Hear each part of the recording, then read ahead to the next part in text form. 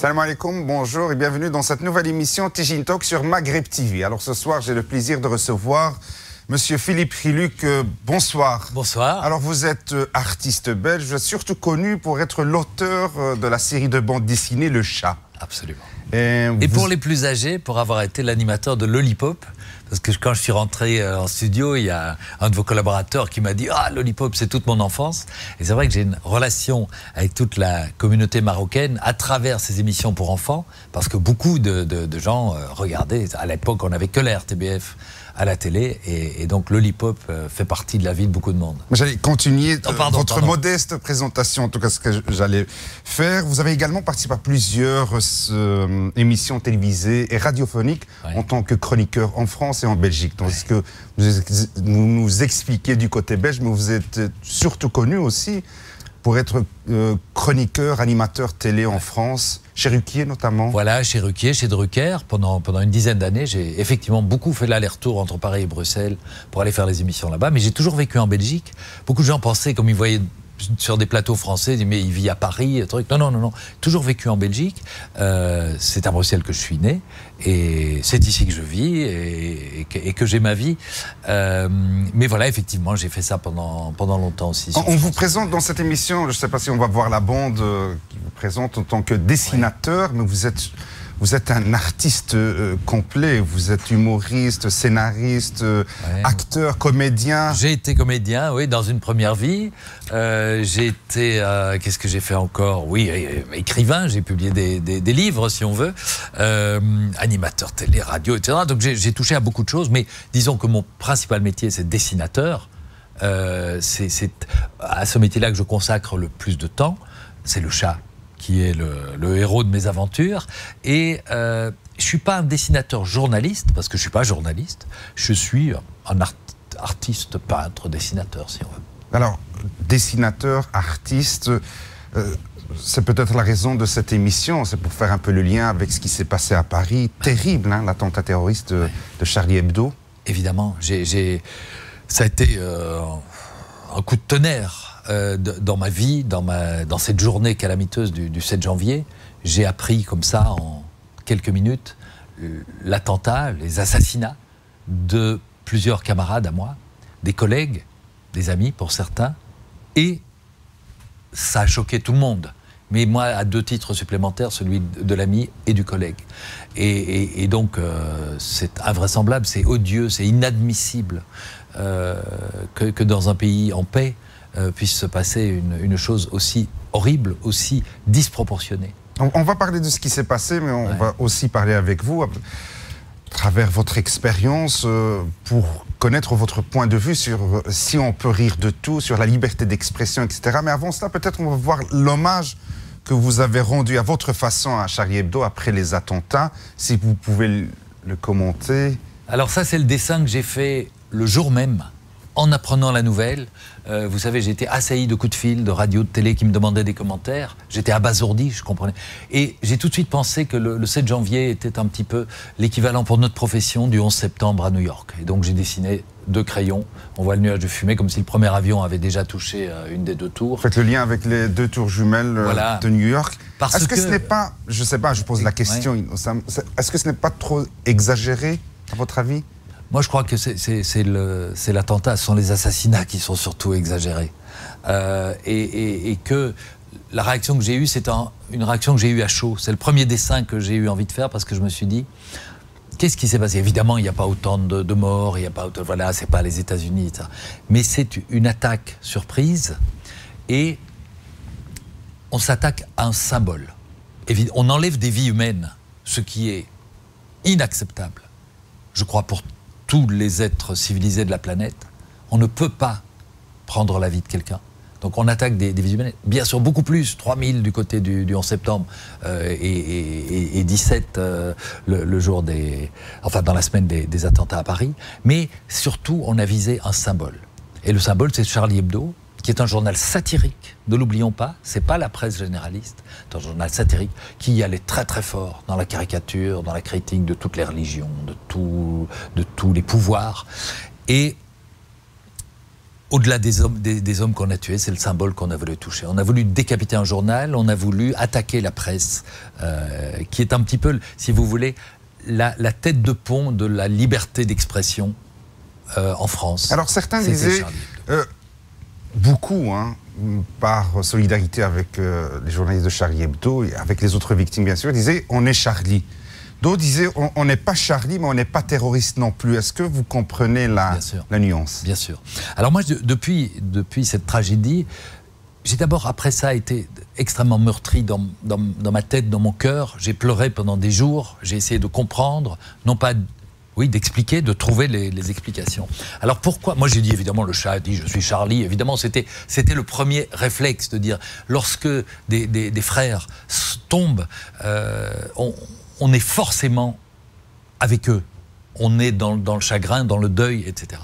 Ensuite j'ai beaucoup réfléchi et notamment à certains dessins qu'ils avaient faits, à la fatwa qui avait été mise sur la tête de Charb et Charb, le dessinateur victime, principal qui était directeur du journal, et au nouveau dessin de la une du nouveau Charlie Hebdo des survivants, représentant de nouveau Mahomet à la une. En fait, ma démarche à moi, et bien sûr je pense qu'on est dans un pays de liberté d'expression, en France, en Belgique, c'est quelque chose qu'on a conquis à travers les siècles, parce qu'il y a 500 ans, il y avait l'Inquisition. L'Église catholique brûlait sur les places publiques les gens qui faisaient un pas de travers. Des gens comme Charlie, des gens comme moi, à l'époque, on aurait été coupés en petits morceaux par l'Inquisition. Et puis, l'histoire a progressé, les siècles se sont suivis. Il y a eu la Révolution française, le siècle des Lumières, et puis la liberté du XXe siècle, et puis mai 68, etc. Et tout ça est une longue évolution pour arriver à ce qu'on appelle la liberté d'expression. Moi, je trouve qu'il faut faire très attention, parce que la liberté, j'ai envie qu'elle soit totale. Mais la liberté s'arrête aussi où commence celle des autres. Et si je pense qu'on peut parler de tout, on va dire dans un instant, est-ce qu'on peut rire de tout? On doit pouvoir parler de tout en liberté. Mais je pense qu'on doit le faire avec responsabilité et dans le respect des autres. Et particulièrement des gens d'une autre culture ou d'une autre religion. J'ai fait beaucoup de dessins sur la religion catholique, parce que c'est la religion de mes ancêtres, de ma famille, de mon pays. On m'a toujours demandé, mais tiens, vous ne faites pas des dessins sur l'islam, etc. J'ai dit non, parce que je trouve que c'est une autre culture. Je dois faire très attention. Je ne connais pas assez cette culture que pour me permettre de faire de l'humour. J'ai fait des dessins, on va en parler. Mais il y a une chose que je trouve qu'il ne faut pas faire. C'est le tabou absolu pour les musulmans, c'est représenter leur prophète. Nous, qu'on soit athée, catholique, d'une autre religion, on ne voit pas où est le problème, mais les musulmans le voient.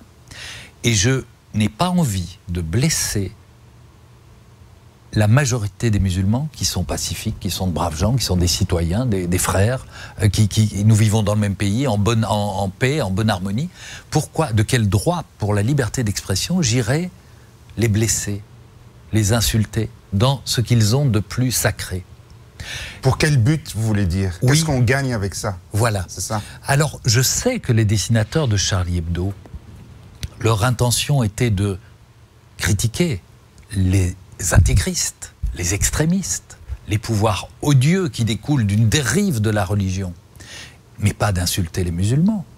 Mais qu'est-ce qu'ils ont fait avec ces caricatures? C'est que les musulmans se sentent offensés, sont simplement tristes et donc n'ont pas envie de dire « je suis Charlie ». Parce que Charlie dessine le prophète et pour moi c'est un tabou absolu. Si Philippe Khiluk était dans la rédaction de Charlie Hebdo, moi j'aurais demandé, d'abord j'aurais pas aimé être là le jour de la tuerie évidemment, mais moi je leur en ai parlé. Et je dessine dans un autre journal qui s'appelle Ciné Mensuel ou Ciné Hebdo et qui n'a jamais fait ce genre de caricature. Et pourtant qui a fait du dessin très violent, très polémique, très politique. Mais je préfère rire avec les musulmans contre l'intégrisme que de rire des musulmans et vous comprenez? Donc c'est plutôt la démarche... Oui, je pense qu'on peut rire ensemble. Quand j'ai fait des dessins, j'ai dessiné... Ce que Charlie Hebdo n'a pas fait? Non, je veux dire, enfin, mais je ne veux pas justifier les assassinats. Est-ce que vous n'avez pas peur, justement, dans ce climat où tout le monde est Charlie, qu'on vous critique parce qu'on vous dit que vous n'êtes pas solidaire à 100% avec ce qu'a fait dessinateurs. Oui.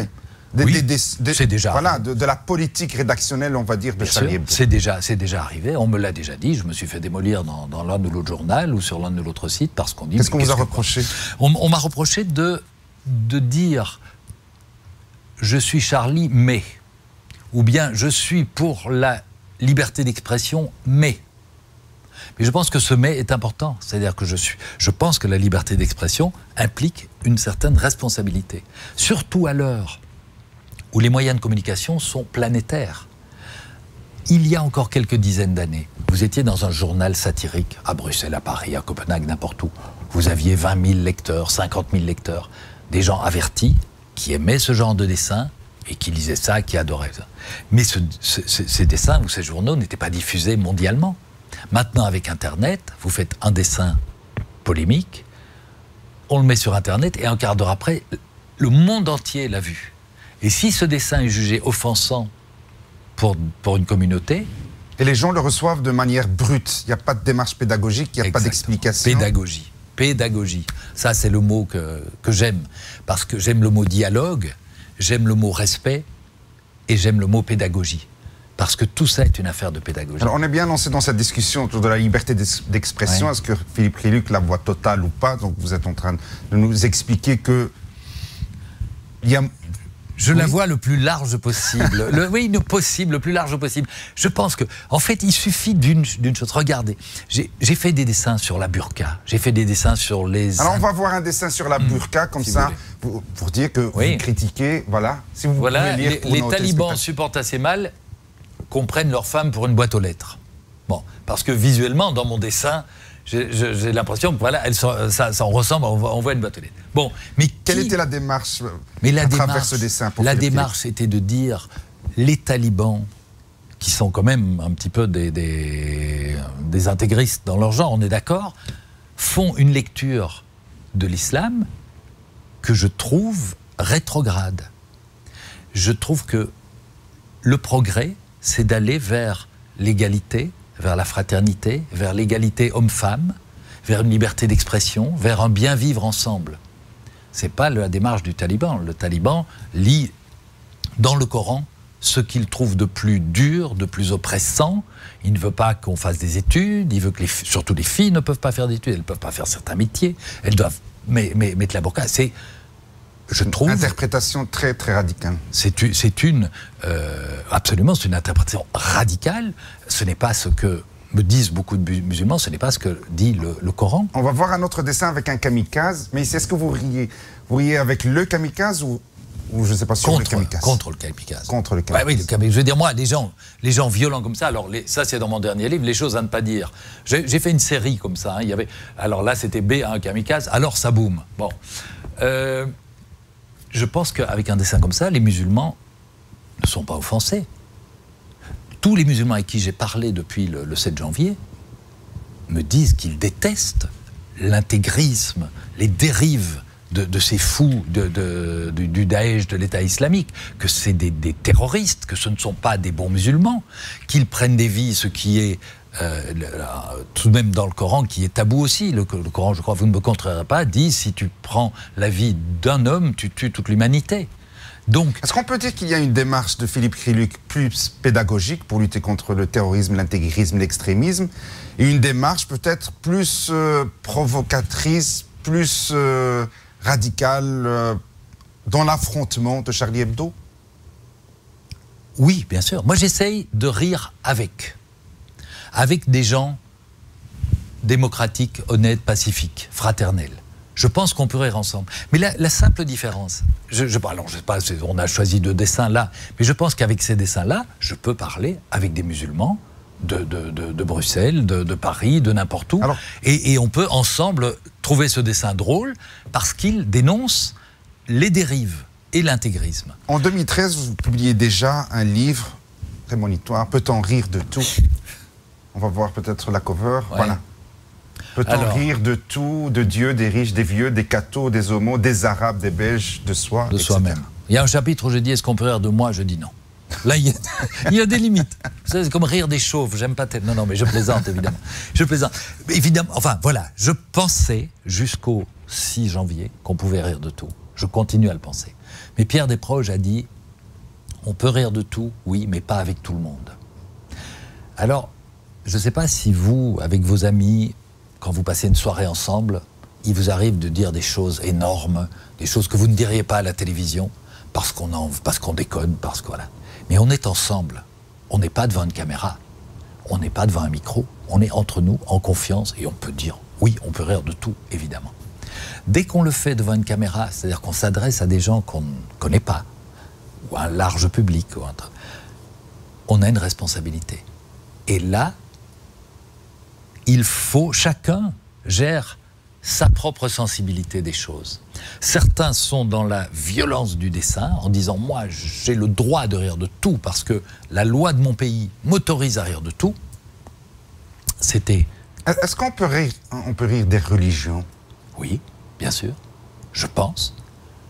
Le rire, vous savez, n'est pas qu'une insulte. Le rire est aussi quelque chose de... comment dire, c'est un échange aussi. Le rire, c'est aussi l'expression d'un bonheur.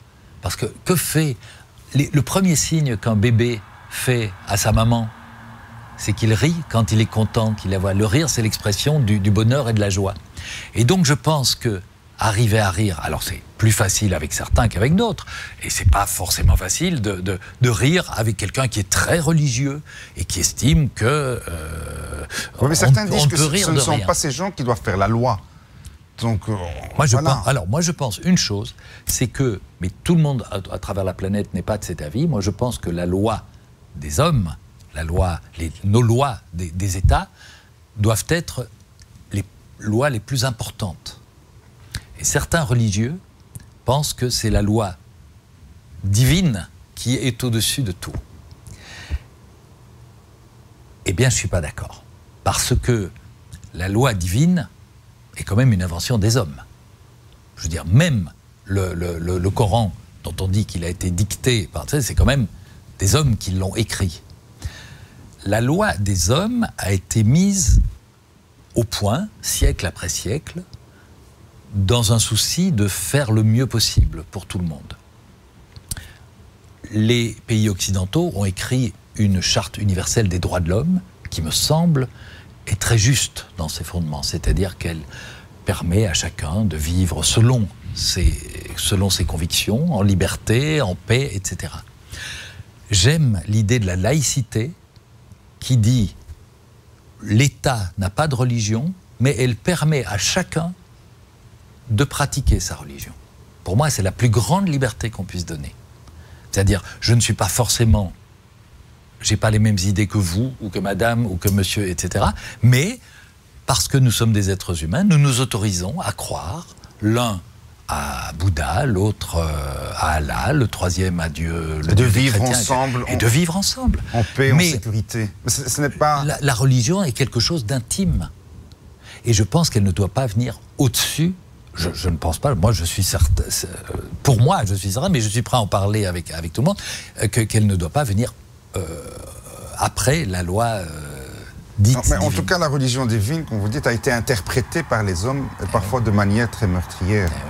Oui. Et toute religion confondue. Hein. Parce que dans mes livres du chat, ce que j'essaye, c'est de faire... De servir équitablement tout le monde. Ah oui, parce que vous avez sorti aussi un album, La Bible selon le chat. La Bible selon le chat. Pardon, la Bible. La Bible selon le chat. On va voir la cover aussi. Non, mais revenons un instant sur ça. Oui. Effectivement, dans la bande-annonce, il y a le juif, l'attaché de presse juif et myopathe, il y a le musulman qui va à la mosquée et le catholique qui abandonne son chien. Donc je veux dire, voilà, il n'y a pas... Mais vous savez... Vous ne faites pas de distinction. Non, tout le monde passe à table. Il y a pas le chat, il sert tout le monde. Hein. Mais non, mais je pense... Sans être offensant, je pense qu'il est important d'essayer de rire de tous les sujets, même les plus graves. Vous savez, parce que sinon, si on commence à mettre une limite là, on se dit, mais alors on ne peut plus rire de rien. On peut plus rire d'un type qui attrape un rhume, qui attrape la grippe. Ah oui, parce que ma grand-mère est morte de la grippe, donc on peut plus rire de la grippe. Si on met des trucs. Donc je pense qu'il faut arriver à rire ensemble de tous les sujets, même des sujets graves. Je pense que les religions doivent avoir assez d'ouverture d'esprit pour permettre qu'on rit d'elles aussi. Et c'est drôle parce que la seule... j'ai toujours dit depuis très longtemps, si vous relisez toutes mes interviews, j'essaye de ne pas blesser des gens sincères et qui sont en faiblesse ou qui sont des gens moins forts que moi. J'essaye de ne pas être blessant. On va voir un dessin tiré de votre album, la Bible, selon le chat. Vous allez le commenter pour nous. Voilà, alors ça c'est bon. La Bible, je ne sais pas si vous la connaissez bien par cœur. Elle raconte que Dieu a créé le monde en 6 jours, etc. Donc c'est la même chose dans le Coran. Voilà, donc j'ai imaginé que c'est le chat qui joue le rôle de Dieu. Et donc il raconte comment il a fait. Là il crée les marées, il dit je vais créer les marées hautes, les marées basses, et puis on va mettre des pédalos et on va bien s'amuser, etc. Donc c'est une version humoristique de la Bible que j'ai même, figurez-vous que je l'ai envoyé au pape avec une petite dédicace, et j'ai reçu une lettre de remerciement. Donc ça les a fait sourire. Quel pape déjà? Le pape, le nouveau, là, le François Ier. D'accord. François Ier. Oui, pas le précédent, il aurait peut-être moins aimé. Mais voilà, ça a été... Et beaucoup de gens, beaucoup de journalistes m'ont demandé, quand j'ai sorti ce livre, ils m'ont dit, est-ce que vous allez faire un Coran selon le chat? Alors déjà, et là, j'ai dit non. Parce alors justement, pourquoi cette cette question? Pourquoi tout de suite on vous oppose l'islam ou quelque chose sur l'islam? C'est le réflexe de tous les journalistes. On vous dit, on fait un truc sur la Bible. Oui, mais est-ce que vous avez fait le Coran? Vous avez dit un truc sur les Juifs. Oui, mais est-ce que vous avez fait les catholiques et les... Alors, moi, je leur ai toujours répondu la même chose. J'ai dit, la Bible, c'est le livre de la religion catholique, qui est la religion de mon pays, de mes ancêtres, etc. C'est ma culture. Et donc, si je ris de ma culture, je ris de moi. Et rire de moi, c'est quand même un droit qu'on ne peut pas m'enlever. Et je dis, je ne ferai jamais le Coran selon le chat, parce que ça n'aurait pas de sens. Je ne suis pas de cette culture-là. Et je pense que si un jour un dessinateur de culture musulmane voulait le faire, ce serait peut-être son rôle à lui. Il prendrait des risques tout son veut, parce que les énervés, il y en a partout. Mais ce n'est en tout cas pas mon rôle à moi. Je trouverais que j'empiéterais sur la culture des autres et que j'ai rien à faire là. Alors peut-être pour revenir sur le dernier dessin, beaucoup de gens trouvent ça naturellement drôle, avec beaucoup d'humour, etc. Que répondez-vous à certains, peut-être qui vous diraient, mais Monsieur Khailouk, comment osez-vous représenter Dieu par un chat? Parce que dans la religion chrétienne, il n'y a pas cet interdit. Dieu, le Dieu des chrétiens, a toujours été représenté. D'ailleurs, le prophète a été représenté dans l'art islamique d'avant le wahhabisme. Il est représenté sur des tas de peintures et d'enluminures. Et puis à un moment, les règles ont changé. Bon, ça c'est autre chose.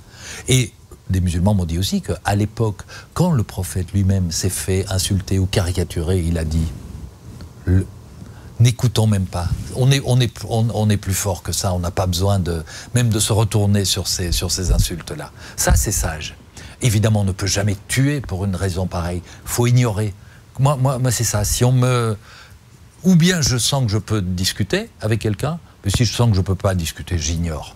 Et donc, pardon, juste sur la représentation du chat, parce que Dieu, le Dieu des chrétiens, il faut faire attention à ce qu'on dit, le Dieu des chrétiens a toujours été représenté. Les peintures religieuses, les plafonds de la chapelle Sixtine à Rome, enfin voilà, on le représentait, c'était un grand barbu. Voilà, c'est un fait culturel chez vous. C'est un fait culturel, donc chez moi, ça ne pose pas de problème. Pour la religion chrétienne, il n'y a pas de tabou à représenter Dieu sous la forme d'un chat, sous la forme de n'importe quoi. Voilà.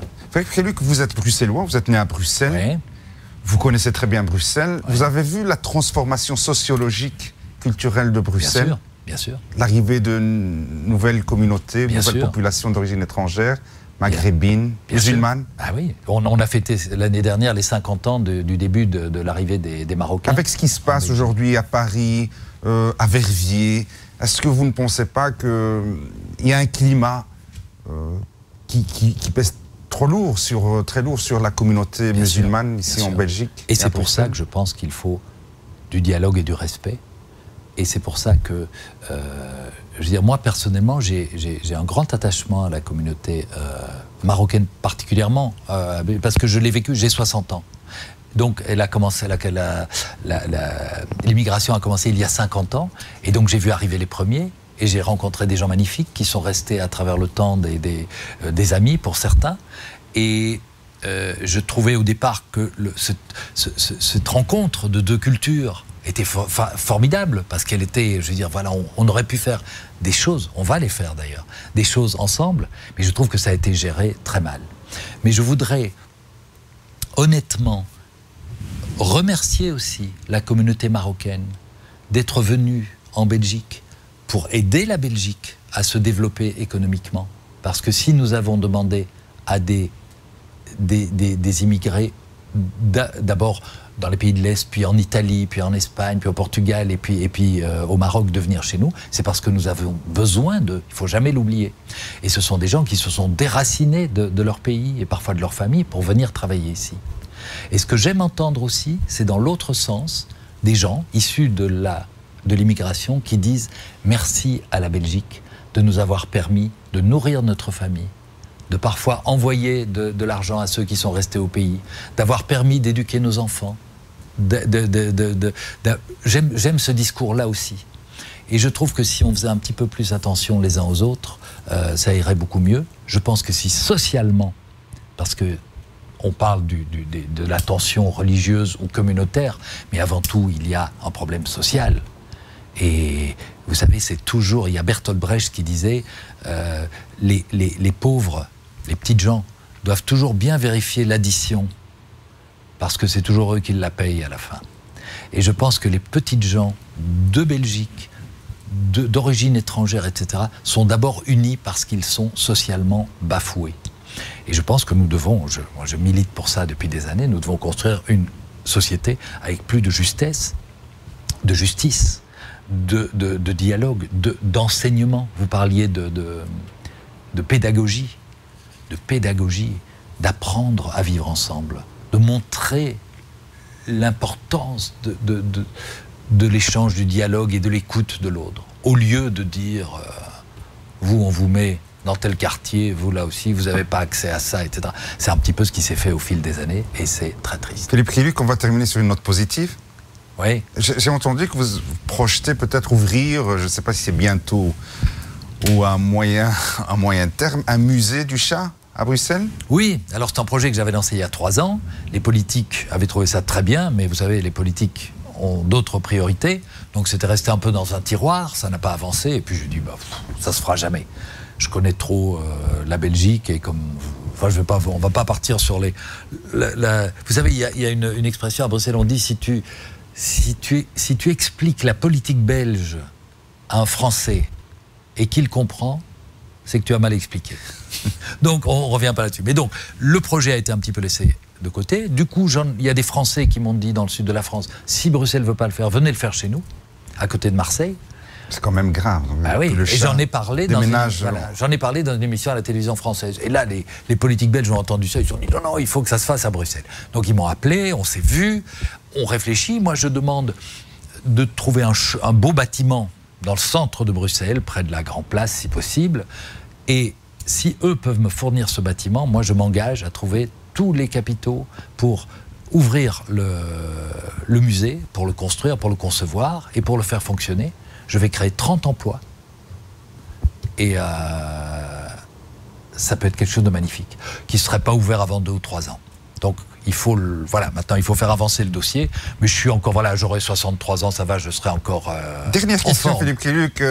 Bien sûr, on vous souhaite beaucoup de succès pour ce projet. Dernière question, est-ce que vous avez des relations en tant que dessinateur avec d'autres dessinateurs d'origine arabo-musulmane dans leur pays d'origine? Bien sûr, j'en connais plusieurs. Les caricaturistes surtout, hein, parce que c'est quelque chose qui est encore et vous savez que peu développé dans ces pays. Il y en a pas mal. Hein, en tout cas, la liberté n'est pas totalement... Voilà. Et j'ai souvent rendu hommage, et mon collègue Kroll le fait aussi, à ces dessinateurs qui travaillent dans des pays à régime soit totalitaire, soit religieux, et qui font un métier dangereux. Eux le savent, et eux doivent parfois vivre cachés. Vous vous rappelez les années de plomb en Algérie, où combien d'intellectuels, de journalistes, d'écrivains, de caricaturistes se sont fait assassiner avant les gars de Charlie Hebdo. Ceux qui ont survécu sont là, je suis très admiratif de leur travail, de leur courage, parce que dans un pays démocratique où il y a la liberté d'expression, c'est un métier assez sympa, assez décontracté. Dans certains pays, c'est vraiment courageux, mais depuis le 7 janvier, les choses ont un petit peu changé. Même chez nous. Et même chez nous, il faut faire attention. Très bien. Philippe Reluc, je vous souhaite beaucoup de succès dans vos projets futurs. Quant à moi, chères téléspectatrices, chers téléspectateurs, أقول لكم إلى اللقاء في حلقة أخرى من برنامج تيجيني توك. مع السلامة.